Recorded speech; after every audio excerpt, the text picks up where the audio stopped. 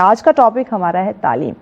تعلیم کو فروغ دینا جو ہے وہ بڑا ضروری ہے. اور جب ہم قومیت کی بات کرتے ہیں, ہم کسی بھی ملک و قوم کی بات کرتے ہیں, اس کی ترقی کے تقاضے بھی یہی ہیں کہ آپ تعلیم کو فروغ دیں. آپ جتنے زیادہ ویلیو کریں گے اپنی ایجوکیشن کو آپ کے ملک و قوم میں, اتنی زیادہ ترقی کے چانسز جو ہے وہ بڑھ جاتے ہیں. لیکن ہم چونکہ بات کرنے والے ہیں اپنے ملک پاکستان کی, کہ یہاں پہ تعلیم کے فروغ کے لیے ہم کیا کام کر رہے ہیں, ہماری کیا حکمت عملی ہے, ہم جو مسئلے مسائل جن مشکلات کا ہمیں سامنا ہے کیا اس پہ ہم کام کر رہے ہیں, کیا سلوشنز کی طرف جا رہے ہیں, یا پھر جو تمام تر چیزیں پیپر تک رہ جاتی ہیں عملی ہمیں کوئی اس کا رزلٹ ایسچ دیکھنے کو نہیں ملتا. اور جب ہم بجٹ کی بات کرتے ہیں, عید کے بعد بجٹ دوبارہ بھی آ رہا ہے, اس میں بھی ہم دیکھیں گے کہ ہماری ہیلتھ اور ایجوکیشن کو کس لیول تک سمجھا گیا ہے, اس کا بجٹ کیا دوبارہ رکھا جاتا ہے, کیونکہ ابھی تک تو بڑھانے کی بجائے اس کو کم کرنے پہ ہی انفارچونیٹلی زور رہا ہے. تو اس پہ ہم بات کریں گے کہ کیا یہ واقعی ایک تلخ حقیقت ہے کہ جب تک آپ اپنی ہیلتھ اور ایجوکیشن دونوں پہ فوکس نہیں کریں گے آپ کامیاب نہیں ہو سکتے, کوئی بھی قوم کامیاب نہیں ہو سکتے. تو اسی پہ جناب آج ہم بات کرنے والے ہیں تعلیم. یہ ہمارا آج کا ٹاپک ہے اور تعلیم کو فروغ دینا یہ قومی تقاضا ہے, اس پہ بات کریں گے. مہمان ہمیں جوائن کر چکے ہیں, ان کا ہم تعارف کرواتے ہیں تاکہ ہم یہ ایک وسیع ترین ٹاپک ہے اور کوشش کریں گے کہ جو امپورٹنٹ ہمارے پوائنٹس ہیں سب سے پہلے ہم ان پہ بات کر سکیں. ایجوکیشن لسنر جی ہمارے ساتھ پروفیسر ڈاکٹر رفیق صاحب ہمارے ساتھ ہیں. السلام علیکم پروفیسر صاحب. وعلیکم السلام. بہت شکریہ آپ نے ہمیں جوائن کیا, وقت دیا. شکریہ آپ کا بھی. چلیے ڈاکٹر صاحب بتائیے گا کہ جو ہمارا آج کا ٹاپک ہے یہی بنیادی سوال بھی ہے کہ فروغ تعلیم ایک قومی تقاضا ہے, اسے ہم اس کو ہم کیسے نبھا سکتے ہیں یا کیسے اس کو ہم سمجھ سکتے ہیں؟ نبھانے کا جو معاملہ ہے اس کے ساتھ مالیات کا نظام جڑا ہوا ہوتا ہے. بہت لمبی چوڑی تمہید میں نہ جاتے ہوئے بھی ہم یہ کہہ سکتے ہیں کہ دنیا کا جو نظام ہے وہ سرمایہ دارانہ کلچر کے اندر پھنسا ہوا ہے, اور بغیر مالیات کے کسی بھی چیز کا فروغ ممکن نہیں ہے. لہذا تعلیم کے جو تقاضے ہیں وہ بھی مالیات سے جڑ جاتے ہیں, اور بجٹ آپ کے پاس ہوگا تو ظاہر ہے اس صورتحال میں آپ بہتر پروگرام بنا سکیں گے, بالکل ایسے اس کو فروغ دے سکیں گے. لیکن تعلیم اور تعلم اور فروغ تعلیم کے معاملے کو سمجھنے کے لیے یہ بھی ضروری ہے کہ معاشرے اور انسان کے رشتے کو دریافت کیا جائے. فرد جب تک یہ نہیں جان پاتا کہ اجتماعی طور پر اس کا جو کردار ہے وہ کیسے معاشرے کے اندر بہتری کی صورتحال پیدا کر سکتا ہے, تب تک تعلیم ممکن نہیں ہے. تعلیم کے پیچھے اصلاً علم ہوتا ہے. بالکل ایسے, یعنی ہم نے تو اپنی آسانی کے لیے تعلیم اور تعلم کا ایک نظام وضع کیا ہے کہ ایک استاد ہوگا اور ایک شاگرد ہوگا, اور استاد جو ہے وہ تعلم کا فریضہ انجام دے گا اور شاگرد جو ہے وہ تعلیم پائے گا. بالکل ایسے. مگر تعلیم اور تعلم کے لیے کیا ہم یہ سیکھنا چاہ رہے ہیں کہ معاشرے کے اندر کیسے رہنا ہے, یا ہم یہ سیکھنا چاہ رہے ہیں کہ کس طرح ہم نے تسخیر کائنات کرنی ہے؟ یعنی تعلیم کا جو سادہ مفہوم ہے وہاں سے جب آپ اٹھیں گے, جست بھریں گے, تو پھر آپ علم کی اس منزل پر جائیں گے جہاں تسخیر کائنات کا معاملہ آپ کے سامنے آئے گا. بالکل ایسے. تو ابھی ہمارا ملک جو ہے وہ تو ابھی فروغ کا لفظ بھی جو ہے, جو فارسی کا لفظ ہے فروغ تعلیم, اب یہ لفظ سنتے سنتے بھی کان پک چکے ہوں گے. چہرہ فروغ میں سے گلستان کیے ہوئے. اب وہاں فروغ کا مطلب کیا ہے, یہاں تعلیم کے ساتھ فروغ کا لفظ لگایا جاتا ہے, تو اس کا مطلب کیا ہے؟ مطلب یہ ہے کہ ترقی یافتگی کے لیے آپ نے آگے بڑھنا ہے. ہمارا جو ملک ہے وہ ترقی پذیر ملک ہے, ہمیں تیسری دنیا میں شمار کیا جاتا ہے. جو فرسٹ ورلڈ کے لوگ ہیں ان کے لیے ذرائع مختلف ہیں, ان کے وسائل اور ہیں, لیکن ہمارے پاس وسائل نہیں ہیں.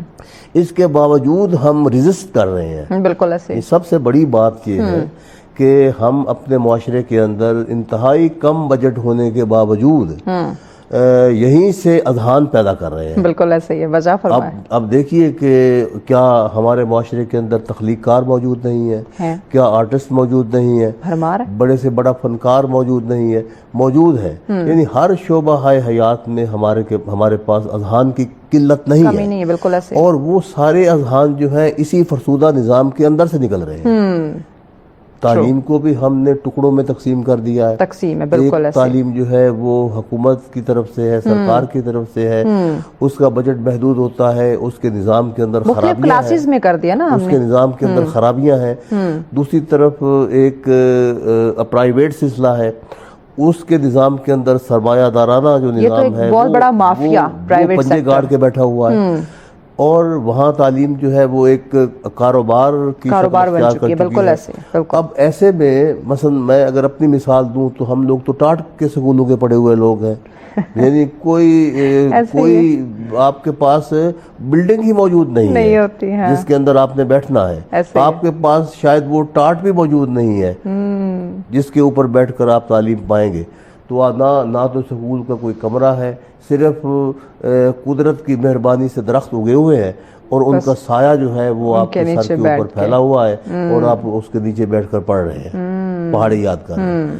تو آپ دیکھیے کہ مثلا ہماری نسل جو 60 کی دہائی کی نسل ہے, وہاں سے اگر آپ آغاز کرتے ہیں اور پھر 20ویں صدی کے 40 برس گزارنے کے بعد آپ 21ویں صدی میں داخل ہوتے ہیں, اب یہ بھی ربع صدی گزر رہی ہے, 25 برس ہو گئے ہیں, تو بدلا کیا ہے, کیا تبدیلی آئی, تبدیلی کیا آئی.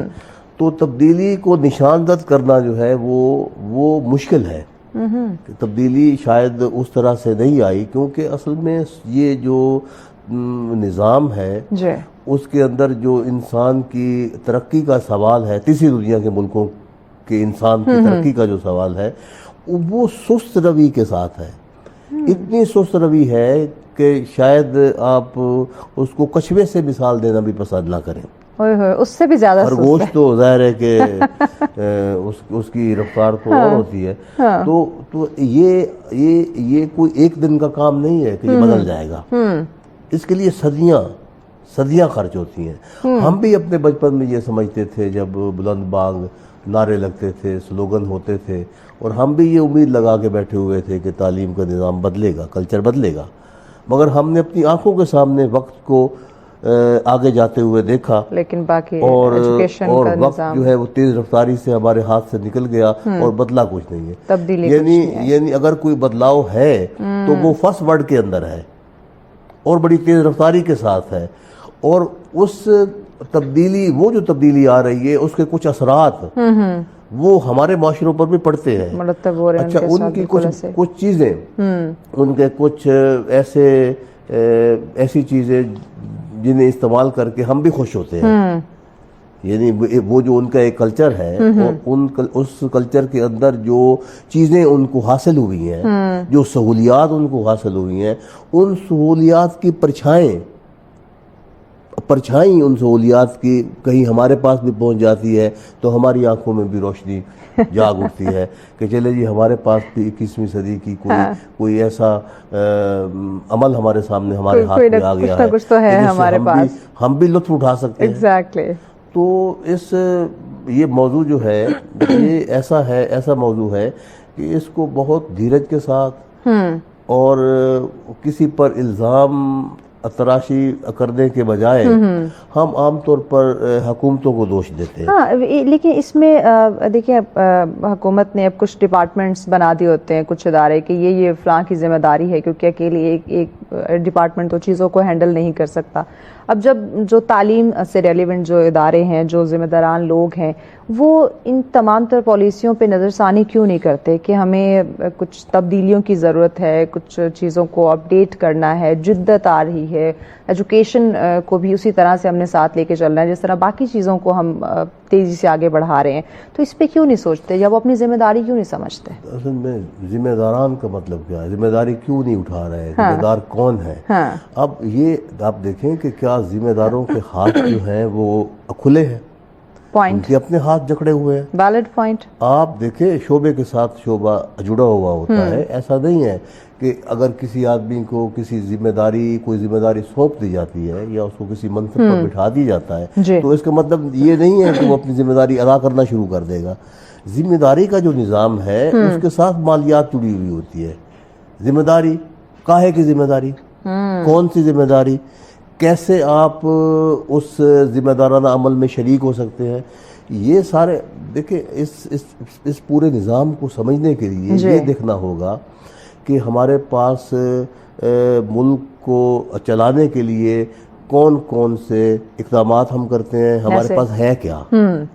تو ہمارا جو سارا بجٹ ہے اس کا 1.5% یا اس کا 2% تعلیم پر خرچ ہوتا ہے. بالکل ایسے کم از کم 3 کروڑ بچے جو ہیں وہ سکولوں سے باہر تقریباً. بالکل ایسے. ایک تو خانہ بدوشوں کا ایک کلچر ہے جس کے بچوں کی تعداد گنے تو وہ بھی کروڑ تک تو جا پہنچتی ہے. اچھا سر، اس پہ بھی ہم بات کرتے ہیں کہ یہ جو پاکستان میں تقریباً 3.25 کروڑ سے زائد بچے جو ہیں اسکول سے باہر ہیں. بریک لینی ہے، بریک کے بعد ہم اس پہ ان ڈیٹیل بات کرتے ہیں. ناظرین ہمارے ساتھ رہیے گا، ملتے ہیں اس بریک کے بعد. ویلکم بیک ناظرین، آپ دیکھ رہے ہیں سچ سویرا. آج کا ہمارا پہلا ٹاپک تعلیم کے حوالے سے ہم بات کر رہے ہیں کہ تعلیم کو فروغ دینا یقیناً بڑا ضروری ہے اور یہ قومی تقاضا ہے. اس کو ہم سمجھنے کی کوشش کر رہے ہیں. مہمان ہمارے ساتھ موجود ہے پروفیسر ڈاکٹر رفیق صاحب. رفیق صاحب، ہم بات کر رہے تھے کہ اس وقت پاکستان کی اگر ہم بات کریں تقریباً 3.25 کروڑ بچے جو ہیں، یا اس سے زائد بھی ہو سکتے ہیں، جو اسکولوں سے باہر ہیں. اب جب ہم حکومت کی بات کرتے ہیں تو ان کا جو منشور یا ان کے جو نعرے ہوتے ہیں کہ اب تعلیم، ایجوکیشن یہ سب کا بنیادی حق ہے اور روٹی کپڑا مکان، اس کے ہم بڑے نعرے لگا رہے ہوتے ہیں. لیکن یہ سارے وعدے، یہ سارے نعرے، یہ تمام تر چیزیں یہ دھرے کے دھرے ہمیں دکھائی دے رہی ہیں. کیوں؟ وجہ تو بنیادی طور پر وہی ہے کہ مالیات کی کمی ہے. اور دیکھیے حکومت جو ہوتی ہے وہ اپنے طور پر نعرہ لگاتی ہے، نعرے سے ایک جوش پیدا ہو جاتا ہے، لیکن صرف جوش سے کبھی جو تقریر ہے قوم کی وہ نہیں بدل سکتے، وہ بدلتی نہیں ہے. اب اصل میں جو بھی ہمارا بجٹ ہے، جو بھی ہمارا مالیات ہے، اب اس کے اندر ہی اگر خلوص کو اور ضمیر کی آواز کے ساتھ اگر ہم کام کریں تو شاید بہتری آ سکتی ہے. اور بہتری اس طور آ سکتی ہے کہ وہ حکومتی نظام ہے اور جو سکولوں کا سسٹم ہے اس کے اندر بنیادی طور پر تبدیلیاں کرنے کی ضرورت ہے. وہ فرسودہ نظام ہے، وہ پرانے طریقے سے چل رہا ہے. اس کے اندر جو کام کرنے والے لوگ ہیں وہ ایک مخصوص ذہنیت کے حامل لوگ ہیں. ان میں سے ایسا نہیں ہے کہ وہ سارے کے سارے ہی بیکار اذہان کے مالک ہیں، لیکن عام طور پر یہ بات سامنے آتی ہے کہ جو لوگ کچھ بھی نہیں کر سکتے وہ تعلیم کا شعبہ اختیار کر لیتے ہیں. یعنی یہ اس شعبے کی جو حالت ہے اس کے مخدوش ہونے کی بنیادی وجہ بھی شاید یہی ہے. لیکن ظاہر ہے کہ جو اساتذہ بھرتی کیے جاتے ہیں وہ ایف پی ایس سی کے تحت کیے جاتے ہیں. پورا ایک سسٹم تو وہی ہے جو ملک کے اندر پہلے ہی سے اپنا نظام لیے ہوئے ہیں. اب اس کو اگر تبدیل کرنا ہے تو آپ نے اس محدود ذرائع کے اندر ہی تبدیل کرنا ہے. تو اس میں آپ کا خلوص، آپ کی محبت، آپ کا طریقہ کار، آپ کی وہ والہانہ نظر، بالکل ایسے، اور وہ روحانی قوت جو آپ کے وجود کے اندر موجود ہوتی ہے اس سے کام لیا جا سکتا ہے. اور اخلاص، دیکھیے سب سے بڑی جو بات ہوتی ہے، اگر ہم اس سے پیچھے چلے جائیں، 21ویں صدی سے پیچھے چلے جائیں تو وہاں بھی ہمیں، جیسا کہ میں نے پہلے بھی مثال دی ہے، کہ اذہان نکلے ہیں، شاعر، ادیب، پروفیسر، ڈاکٹر، سائنسدان، ہر طرح کے لوگ جو ہے وہ نکلتے ہیں. ایک کریم جو ہے وہ ذہنوں کی وہ نکلتی ہے. تو کیا وجہ ہے کہ ہم اس کو وہ جست نہیں دے سکے؟ تو جست دینے کے لیے صرف مالیات ہی کی ضرورت نہیں پڑتی، آپ کے اندر وہ جذبہ بھی ہونا چاہیے جو قوموں کی تقدیر کو بدلتا ہے. جذبہ بہت ضروری ہے. اور پھر اس جذبے کو ریگولیٹ کرنا بہت ضروری ہے. اب یہ کہا جائے کہ کیسے اس جذبے کو تبدیل کیا جائے، فرد کے اندر کیسے روحانی قوت پیدا کی جائے، تخلیقی قوت پیدا کی جائے. ایک ایسا معاشرہ جس کے اندر انسانی ذہن جو ہے وہ زوال کا شکار ہو، جہاں لوٹ مار ہو، جہاں پر آدمی کی انسانیت جو ہے وہ خطرے میں پڑی ہوئی ہو. معاشرے کی حالت آپ کے سامنے ہے کہ وہ دن بدن روبہ زوال ہو رہا ہے. بالکل ایسے ذہن جو ہے وہ ٹوٹتے چلے جا رہے ہیں. انسانی ضروریات جو ہے وہ پوری نہیں ہو رہی. بالکل جب انسان اپنی بنیادی ضرورتوں تک حاصل نہیں کر پاتا تو اخلاص نامی چیز جو ہوتی ہے اس کے وجود سے نکل جاتی ہے. تو جب اخلاص بے دخل ہو جاتا ہے تو پھر آپ کیسے یہ تمنا کر سکتے ہیں کہ جذبہ بیدار ہو؟ تو بہت ساری چیزیں ایسی ہیں کہ میں زیادہ مایوسانہ باتیں نہیں کرنا چاہتا. میں تو یاسیت میں یقین نہیں رکھتا، رجائیت میرا موضوع رہا ہے ہمیشہ، ایک امید ہونی چاہیے، بالکل ایسے، اور امید کے سہارے اگر آپ ٹینشن میں آ جائیں گے، خلفشار ذہنی کا شکار ہو جائیں گے کہ معاشرہ، ہم صبح سو کر اٹھیں تو معاشرہ تبدیل ہو چکا ہو، معاشرہ بدلے گا تو تعلیمی نظام بھی بدل جائے گا، تو ہر چیز جو ہے وہ اپنے اپنے نظام کے اندر موجود ہے، اور تعلیم بھی اسی کے ساتھ جڑی ہوئی ہے، وہ کوئی باہر سے لائی ہوئی چیز تو ہے نہیں۔ تو تعلیم کیسے، تعلیم کے اندر بھی اگر کوئی بدلاؤ آئے گا، مثلا کیا آپ کا ہیلتھ کا نظام جو ہے وہ بہتر ہو گیا؟ اب ہیلتھ کے نظام میں ہم نے یہ بھی سنا کہ ہر آدمی کے لیے 5 لاکھ روپیہ مختص کیا گیا کہ جب وہ کوئی بڑی مرض میں مبتلا ہوتا ہے آدمی تو اس کا آپریشن ہو جائے۔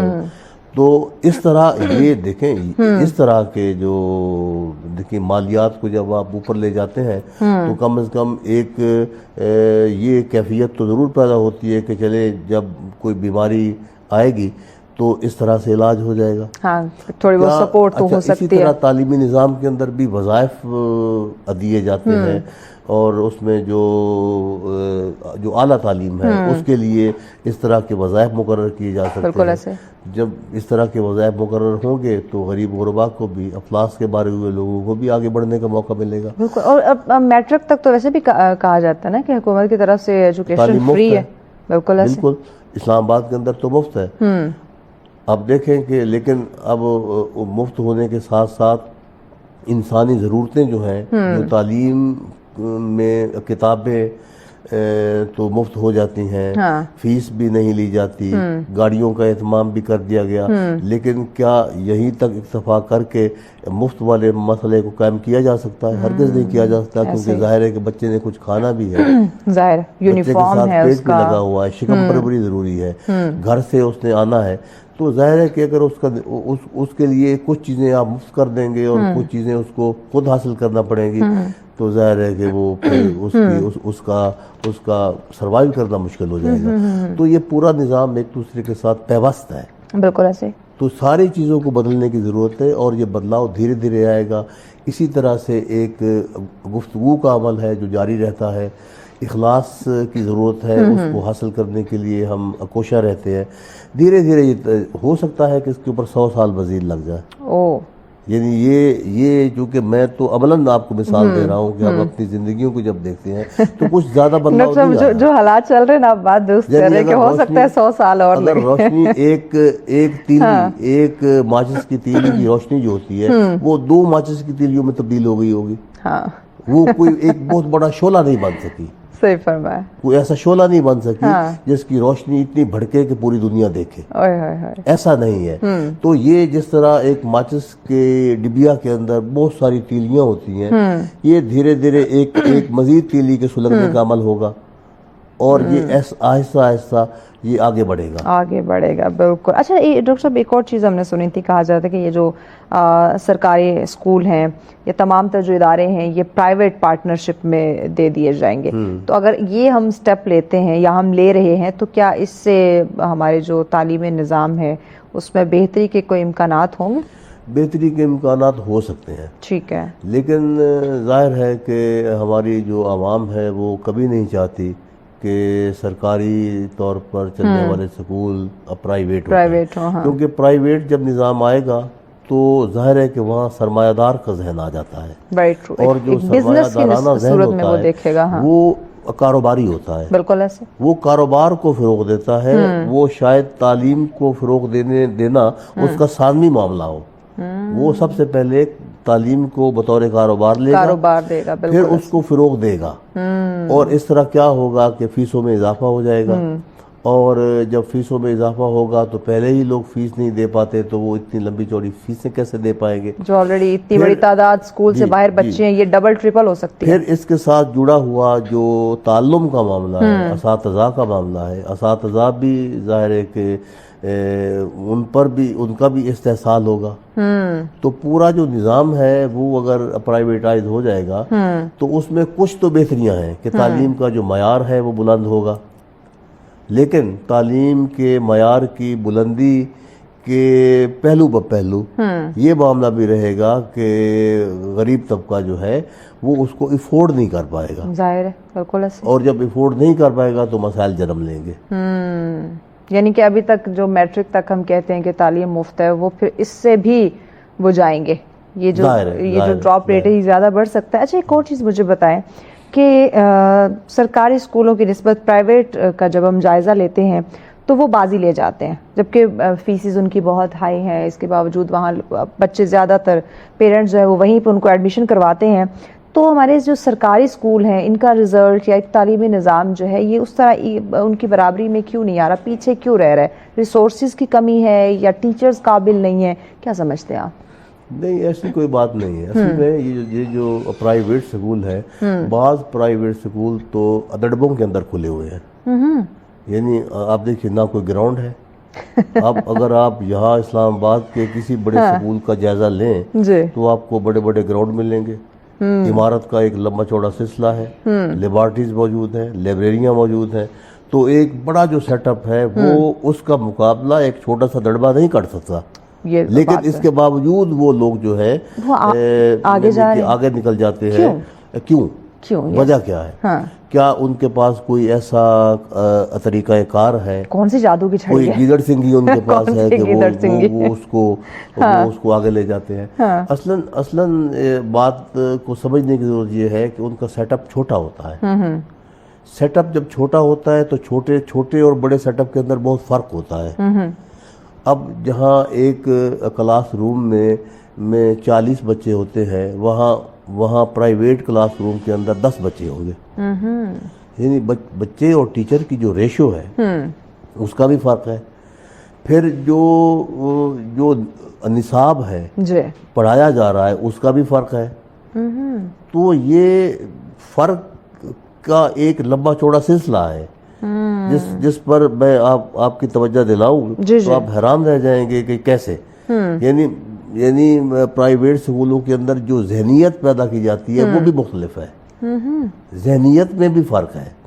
اگر آپ کسی بھی بڑے پرائیویٹ سکول کو دیکھیں، تجزیہ کریں، تو وہاں پر بچے جو پڑھتے ہیں ان کے ذہن میں یہ بات موجود ہوتی ہے کہ وہ غریب غربا کے سکولوں میں نہیں پڑھ رہے، وہ سرکاری سکول میں نہیں پڑھ رہے. اور پھر آپ یہ بھی ذہن میں رکھیں کہ پاکستان سے بچوں کو باہر بھیجا جاتا ہے کہ پاکستان میں نہ پرائیویٹ نہ سرکاری کوئی بھی شعبہ جو ہے وہ ان بچوں کی تعلیم کے لیے مناسب نہیں ہے. یعنی وہ لوگ ان کو اعلیٰ تعلیم کے لیے باہر ٹریول کروانا، ابراڈ بھیج دیتے ہیں. تو آپ دیکھیے کہ ذہن کے کتنے خانے بن گئے. اشرافیہ میں بھی طبقے ہیں. بالکل وہ اشرافیہ جو اپنے بچوں کو باہر بھیج سکتے ہیں، اور وہ لوگ جو یہاں کے بڑے پرائیویٹ سکولوں میں داخل کروا سکتے ہیں. ڈاکٹر صاحب ہمیں بریک لینی ہے. بریک کے بعد اس تقسیم پہ ہم بات کرتے ہیں کہ یہ جو تقسیم ہے پرائیویٹ اور سرکاری اسکولوں کو لے کے، وہاں پہ بھی تعلیم کے جو ایک سسٹم کو ڈیوائیڈ کیا گیا، اس پہ بھی ہم بات کرتے ہیں. ساتھ میں لینگویج پہ بھی بات کریں گے، جو بیچ میں زبانوں پہ بھی جو تقسیم آ چکی ہے، اس کا تعلیم کے ساتھ کیا تعلق ہے اور کیا اس کے اثرات مرتب ہوئے، اس پہ بات کرتے ہیں اس بریک کے بعد. ساتھ رہیے. ویلکم بیک ناظرین، آپ دیکھ رہے ہیں سچ سویرا. آج کا ہمارا پہلا ٹاپک جس پہ ہم بات کر رہے ہیں ایجوکیشن، تعلیم، اور اس میں جو جدت لا سکتے ہیں یا اس کو فروغ جو ہے وہ کیسے دیا جا سکتا ہے، اسی پہ بات کر رہے ہیں. ڈاکٹر صاحب ہمارے ساتھ ہے. ڈاکٹر صاحب بتائیے گا، ہم بات کر رہے تھے یہ جو تقسیم آ چکی ہے ہمارے پرائیویٹ سیکٹرز کے اندر یا گورنمنٹ سیکٹرز کی بات کریں، اشرافیہ ہے، مڈل کلاس کی بات کریں، لوور مڈل کلاس کی بات کریں، تو یہ ان میں یہ جو تقسیم ہے یہ بھی ہماری تعلیم کو کافی افیکٹ اس کا آ رہا ہے، یہ اس کو متاثر کر اس بات کو مکمل کر لے. پھر ہم آتے ہیں جو ہمارے یہ زبان کو لے کے جو ایک تقسیم پیدا ہوئی ہے تعلیم کے اندر. اصل میں پاکستان کا جو معاشرہ ہے وہ یونی کلچر نہیں ہے. یونی کلچرل جو معاشرہ ہوتا ہے، لیکن ہم لوگ اس کو دیکھتے اسی آنکھ سے ہیں کہ یہ یونی کلچرل ہے. یعنی ہم سارے صوبوں کے لوگوں کو یکساں تصور کرتے ہیں، اس کے اندر ایک قومی زبان کو محسوس کرتے ہیں کہ قومی زبان ہے جو ہمارے لیے ایک وسیلہ ہے، رابطے کا ایک ذریعہ ہے. لیکن یہ ایک بہت بڑا مغالطہ ہے کہ پاکستان کا جو کلچر ہے وہ یونی کلچر ہے. یونی کلچر وہ کلچر ہوتا ہے، یہ ملٹی کلچرل ہے. پاکستان کا جو معاشرہ ہے، اور اس میں کئی زبانیں ہیں. بالکل ایسے. وہ جو علاقائی زبانیں جنہیں اب پاکستانی زبانیں کہا جاتا ہے، وہ کہاں گئی؟ اگر آپ اردو کو بطور مرکزی یا قومی زبان اختیار کر لیں گے جی تو وہ مقامیت جہاں پر دیگر زبانیں بولی جاتی ہیں وہ کہاں چلی جائیں گی؟ ان کا فروغ کیسے ہوگا؟ ان کے اندر سے اگنے والے جو خیالات ہیں وہ کہاں جائیں گے؟ بالکل ایسے. تو زبان کی سطح پر بھی تقسیم ہے، بالکل ایسے. اور پھر مالیات کی سطح پر بھی تقسیم ہے، کلچر کی سطح پر بھی تقسیم ہے. اب اس ساری جو تقسیمات ہیں ان کو کیسے سمجھا جائے، کیسے حل کیا جائے کہ ایک ہی دن میں یا ایک رات کی رات میں جو معاشرہ ہے وہ یونی کلچر سے راتوں رات یہ تبدیلی آ سکتی ہے. ملٹی کلچر تو وہ ہے. ایون کہ ہمارے شعر و ادب کے اندر بھی جو ملٹی کلچر ہے وہ نہیں آ پایا. کیونکہ اگر بنگالی زبان میں یا پشتو زبان میں یا بلوچی زبان کے اندر جو دکھ ہے کیا وہ واقعتاً ہماری اردو شاعری کے اندر موجود ہے؟ کیا ہمارے جو اذہان ہیں جو اردو بولتے ہیں وہ ان کے دکھوں کو سمجھنے کے مجاز ہیں پوری طرح؟ شاید وہ مقامیت کی اس باریک لہروں کو وہ سمجھتے ہی نہیں ہیں. یعنی ہم یہ ضرور جانتے ہیں کہ ہمارے جو یہ بھائی ہیں جو دیگر صوبوں کے اندر موجود ہیں اور خود پنجاب بھی جس کے بہت ہی پسماندہ حصے بھی ہیں، وہ کن مسائل کا شکار ہے. اب یہ سارے مسائل ہم ان کے، جب میں دکھ کی بات کرتا ہوں تو دکھ کے اندر تعلیم کا دکھ بھی آ جاتا ہے. بالکل ایسے. اور وہ بڑا بنیادی دکھ ہے کہ آپ اپنے ذہن کو اس سطح پر نہ لے جا سکے جو تعلیم اور تعلم سے وہ چیز جو ہے وہ شے پیدا ہوتی ہے. بالکل ایسے. تعلیم بنیادی طور پر ہر انسان کی ضرورت ہے، اور ضرورتوں سے آپ دور نہیں جا سکتے. ضرورتیں آپ کو تنگ کرتی ہیں، ضرورتیں آپ کا دروازہ کھٹکھٹاتی ہیں. ضرور. بالکل ایسے. تو تعلیم ہو یا اس کے ساتھ ساتھ صحت کا شعبہ ہو یا اس کے علاوہ دیگر شعبے ہو، یہ ایک دوسرے کے ساتھ جڑے ہوئے ہیں اور یہ جڑ کر ہی ایک معاشرے کو خود کفیل بناتے ہیں اور خوبصورت بناتے ہیں. ڈاکٹر صاحب ایک اور چیز مجھے بتائیے، بجٹ پہ ہم بات کرتے ہیں، عید کے بعد دوبارہ بجٹ کی آمد ہے، دیکھتے ہیں اس میں تعلیم کو جو ہے وہ کتنا ہم ویلیو دے رہے ہیں، اس کے بجٹ کو ہائی کر رہے ہیں یا مزید اس کو ہم ڈاؤن کریں گے. ابھی تک کا جو ہمارا تعلیم اور صحت کو لے کے جو بجٹ ہم نے مختص کیا ہوا ہے، یہ کافی ہے؟ ناکافی ہے. کافی نہیں ہے، ناکافی ہے. اور اسی ناکافی کے اندر ہم نے رہنا ہے. یعنی ہر سال جو بجٹ آتا ہے، کیا کبھی تعلیم کا بجٹ 5% ہوا، 10% ہوا، 90% ہوا؟ تعلیم کا بجٹ جو ہے وہ 2.5% ہوتا ہے، لیکن خرچ 1.5% ہوتا ہے. یعنی دیکھیے سب سے پہلے تو ہمارا جو ہے نظام جو ہے ہمارے ملک کا، سب سے پہلے تو دفاع ہے.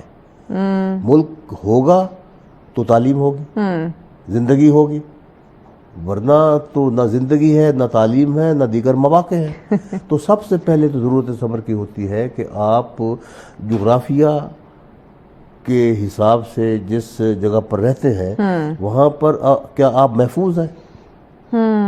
اگر آپ محفوظ ہی نہیں ہیں، اگر ہر طرف سے آپ حملوں کی زد پر ہے تو کون سی تعلیم، کون سا کلچر، کون سی محبت، کون سی نفرت؟ تو وہ چیزیں پیچھے رہ جاتی ہیں. تو اس لیے سب سے پہلی بات تو یہ ہے کہ سب سے پہلے ہم اپنے ملک کے وجود کو مضبوط بنائیں، اور اسی پالیسی پر عمل بھی ہوتا ہے. کیونکہ ہم جن حالات کا شکار ہیں اس میں پاکستان کے وجود کو برقرار رکھنا بہت ضروری ہے. پاکستان کا وجود جو ہے وہ موجود ہوگا تو وہ پھر ترقی کی منازل کی طرف بھی یہ خطہ جو ہے یہ ایک معجزہ ہے، تو اس کو برقرار رکھنا یہ بڑا ضروری ہے.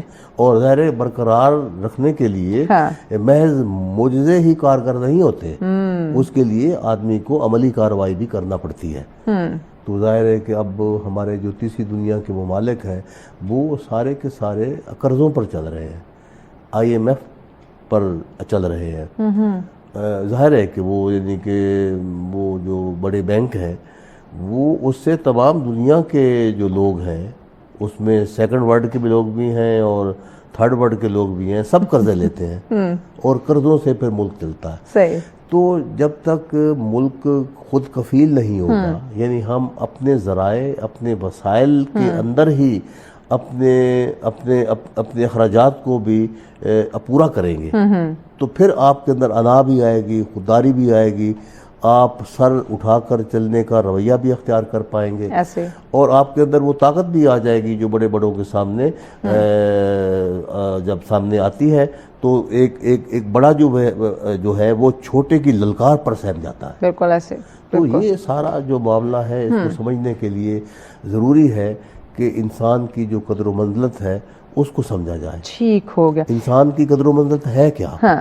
انسان کی قدر و منزلت کیا ہے کہ انسان بطور انسان اس دنیا کے اندر اپنا مقام و مرتبہ حاصل کرے. بالکل ایسے ہی. سب آدمیوں کو برابری کی سطح پر رہنے کا حق حاصل ہے. ٹرو. یہ الگ بات ہے کہ بعض اذہان جو ہوتے ہیں وہ غبی ہو سکتے ہیں, کم تر ہو سکتے ہیں, سوچ میں پیچھے رہ سکتے ہیں, لیکن ان کو حقوق تو ان کے موجود ہیں, وہ تو ایکول ہیں. بالکل. تو حقوق ایکول ہیں, مگر وہ ان میں مساوات جو ہے وہ کیسے آئے گی؟ وہ ایک نظام کے تحت نظام. بالکل ایسے. ٹرو. اچھا, اس کے ساتھ ساتھ ڈاکٹر صاحب آپ نے اپنی بات میں ذکر کیا تھا ٹیچرز کا, کہ خاص کر وہ لوگ جو جنہیں کوئی اور جاب نہیں مل رہی ہوتی یا فری ہوتے تو وہ کہتے ہیں اچھا ہم ٹیچنگ کی طرف چلے جاتے ہیں. یعنی بائی چانس اور بائی چوائس اس میں بڑا فرق ہے. تو ہمارے جو ٹیچرز ہیں ان کا قابل ہونا, ان کا ایک میرٹ پہ ہونا, یہ کتنا ضروری ہے, اور پھر جو ہمارے آلریڈی ٹیچرز موجود ہیں ان کی وقت کے ساتھ ساتھ ٹریننگز کی کتنی ضرورت ہے؟ دیکھیے اب تو یہ صورتحال بھی نہیں رہی کہ چلے جی اب ایجوکیشن کی طرف چلے جاتے ہیں. اب تو ایجوکیشن کے اندر بھی نوکری موجود نہیں ہے, یعنی کہ ہزاروں سیٹیں اساتذہ کی خالی پڑی ہوئی ہے, فل نہیں ہوتی, اور پھر نئی سیٹوں کا اہتمام نہیں ہوتا. یعنی جس طرح بجٹ آتا ہے اسی طرح ہر سال یہ فیصلہ بھی کیا جاتا ہے کہ نئی اساتذہ کی اسامیاں نکالی جائیں. ظاہر نئے اساتذہ آئیں گے, اگر کسی سکول کے اندر 100 اساتذہ ہیں تو وقت کے ساتھ ساتھ وہاں پڑھنے والے بچوں کی تعداد زیادہ ہوتی جاتی ہے, تو زیادہ اساتذہ کی بھی ضرورت کچھ جو پرانے ٹیچرز ہیں وہ ریٹائر ہوتے چلے جائیں گے. تو اس کے لیے اب یعنی کہ یہ اگر کوئی تمنا کرے کہ میں ایجوکیشن میں چلا جاؤں گا تو شاید وہ اس میں بھی نہیں جا سکتا. اس میں بھی چھاننی بہت ہی باریک ہے. اب وہاں بھی جانے کے لیے آپ کو 100 جگہوں پہ آپ انٹرویو دیں گے, تب کہیں جا کے کوئی ایک آدھ سلیکشن ہوگی. یعنی اب وہاں بھی آسانی نہیں رہی. باقی یہ ہے کہ اساتذہ کی تربیت کی جائے, بالکل تربیت ہونی چاہیے. تربیت سے ہی اذہان جو ہیں وہ اجلا پاتے ہیں, نئے سبجیکٹ ان کے سامنے آتے ہیں, نئی روشنی ان کو ملتی ہے. اور ظاہر ہے کہ اساتذہ کا جو ایک رویہ ہے اسی کے اثرات بچوں پر پڑتے ہیں. بچوں کے اندر جو تبدیلی آئے گی, اگر استاد کا ذہن نیا ہوگا, جدید ہوگا, وہ سوال اٹھا سکے گا. پہلی بات تو یہ ہے کہ کیا ہمارا استاد جو ہے وہ سوال اٹھانے کی ہمت رکھتا ہے, خود سوال کر سکتا ہے, اور اگر وہ سوال کرنے کی ہمت رکھتا ہے تو کیا وہ یہ ہمت رکھتا ہے کہ اس کے اندر اپنی سوال سازی کو قائم رکھ سکے؟ یعنی آج کا جو انسان ہے وہ ایک یوں کہہ لیں کہ ایک خوف زدہ انسان ہے. آج معاشرے کا ہر فرد جو ہے اگر اس کو آپ سم اپ کرنا چاہیں تو آپ کہہ سکتے ہیں کہ ہم خوف زدگی کا شکار ہیں. ڈرا ہوا سہما ہوا آج کا انسان ہے. اور یہ صرف ادب میں ہی نہیں, باقاعدہ طور پر معاشروں کے اندر ہمیں انسان کی حیثیت ایسی ہی محسوس ہو رہی ہے. کیوں؟ اس کے ڈر کو کون ختم کرے گا؟ اس کے خوف کو کون ختم کرے گا؟ ختم کر سکتا ہے. ظاہر ہے کہ اس کے لیے معاشرہ جو ہے وہ مل جل کر کوشش کرتا ہے.